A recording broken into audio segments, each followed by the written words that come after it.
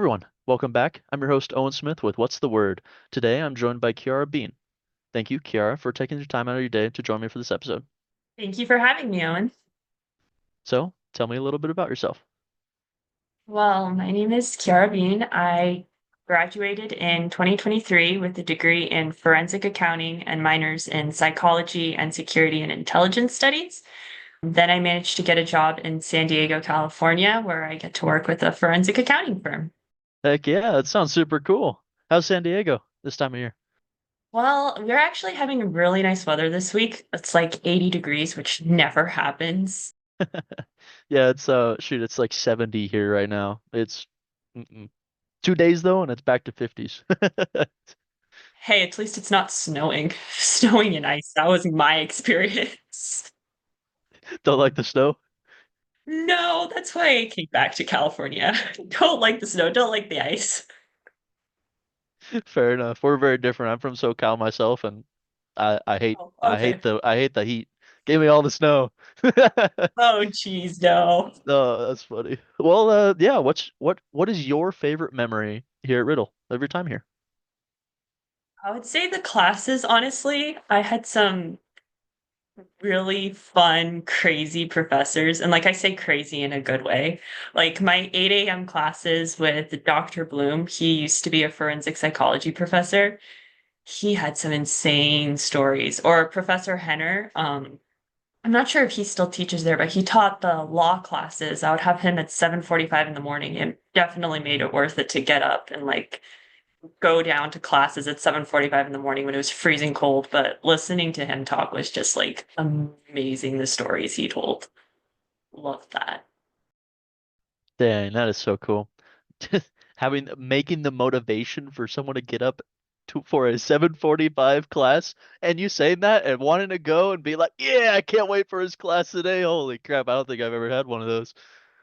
I literally asked the department. So I was supposed to take a completely different class for my security class. It's like part of my security program. And I literally requested the department to let me take philosophy of law with Professor Henner, even though it was 7:45 in the morning on a winter semester, just because I wanted to have him one last time. I was like, I have to take this class. That's so cool. Props to him. Jeez.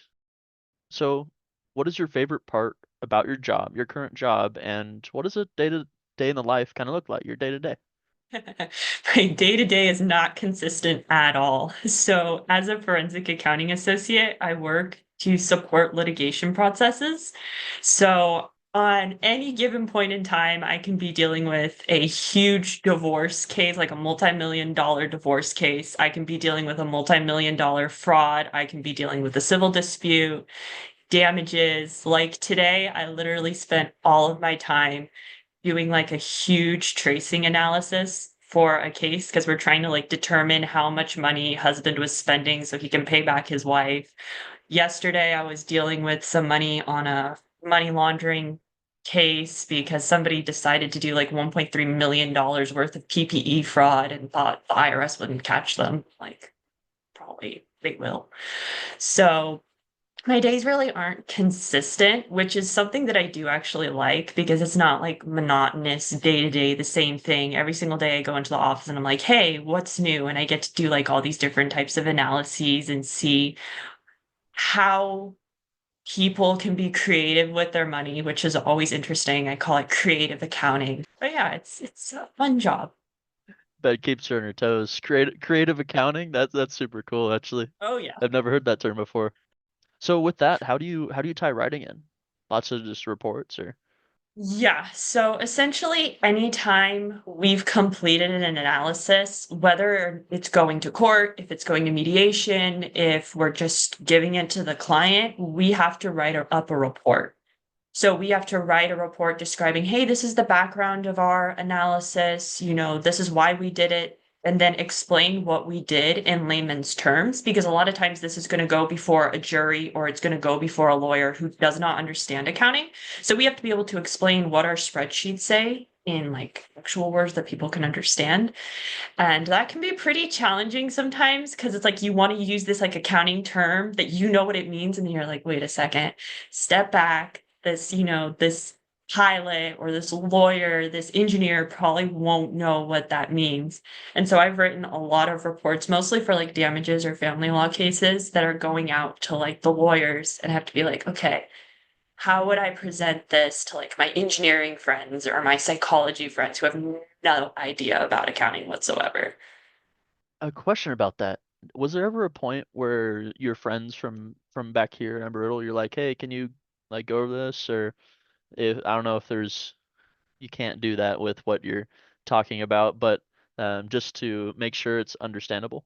So it really helped me actually in school because the majority of my friends were engineers.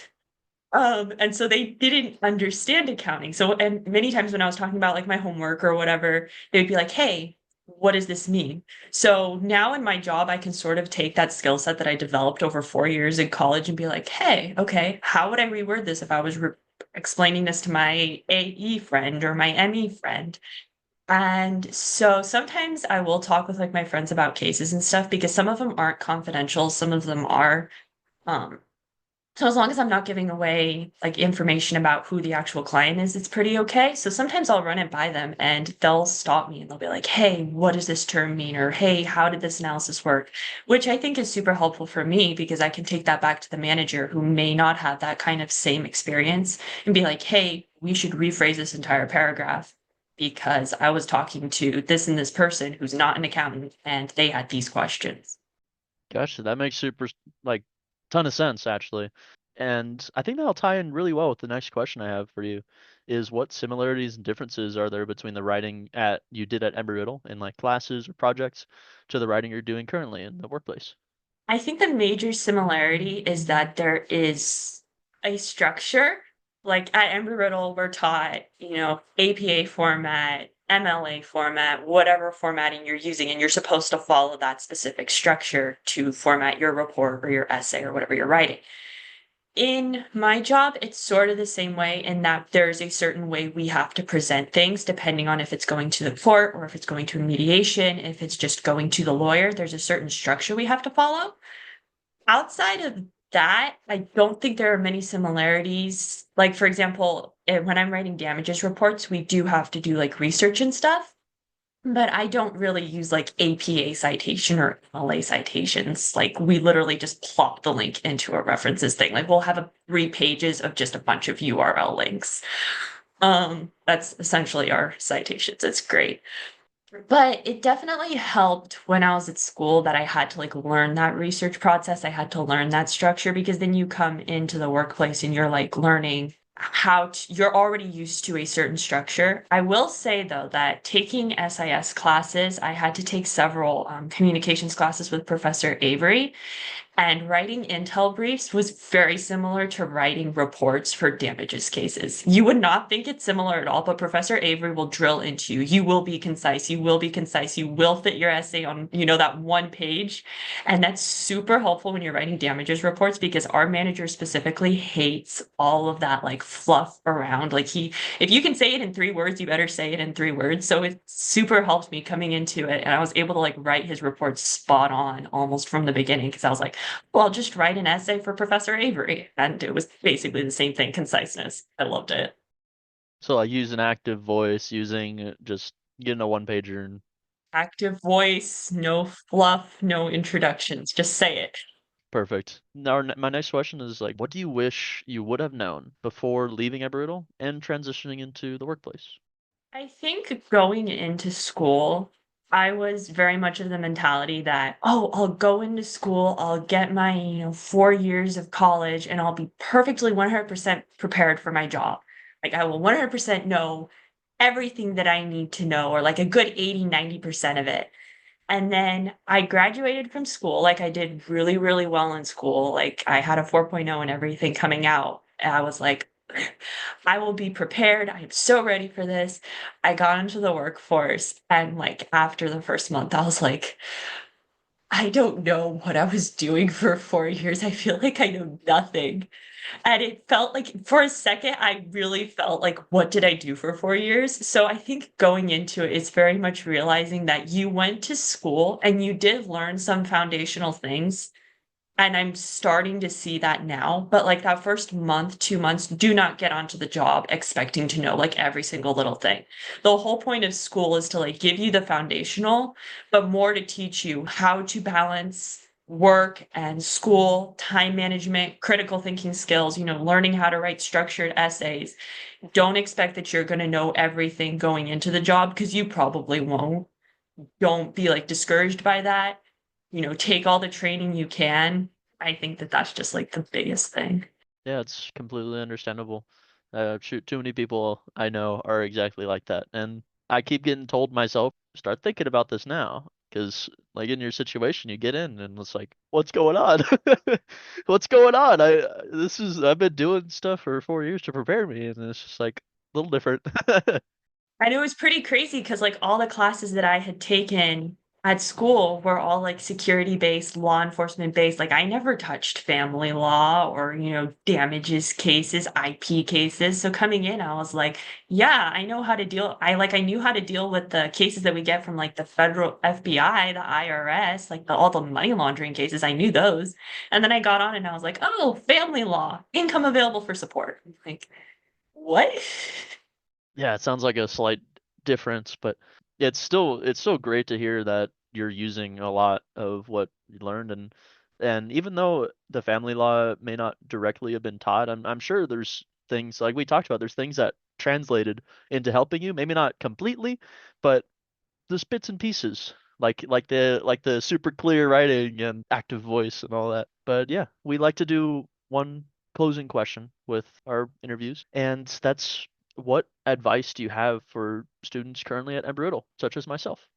I would say soak it all in. Like those 4 years are going to go by so fast. And you think that it's all about, studying, put your head down and grind and everything. But it's very much also about developing outside skills, developing outside interests, making those connections.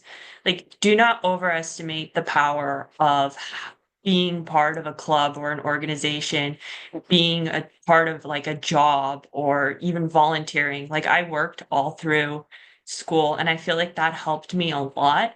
If anything, because one, it's experience on your resume, and two, because it teaches you how to have that time management skill and that balance. So it's not only about, hey, go to class, study the homework, like make sure you have things outside of that, because at the end of the day, when you get into the workforce, it may be a 9 to 5 job. It may not be a 9 to 5 job. Like there are many times when I'm working late nights, I'm working weekends. So you need to be able to manage your time and understand that it's not just about, putting your head down to the grind, but how can I grow my skill set? How can I gain other things that makes me valuable to the company? Thank you so much for the advice and for sharing your story, Kara. And thank you again for joining me on What's the Word. Thank you for having me. This podcast is supported by the Department of Humanities and Communication at Embry-Riddle Aeronautical University in Prescott, Arizona. Our hosts are Abigail Bradbury and Owen Smith. Matthew Haslam is the department chair, and I'm Amelia Chesley, assistant professor of professional writing. Many thanks to the Prescott Campus Writing and Design Lab for hosting our transcripts. The intro and outro music is Wanderer by Alex. You can find us where most podcasts are found, and please do reach out if you are a Prescott Campus alum. We'd love to feature you in a future episode.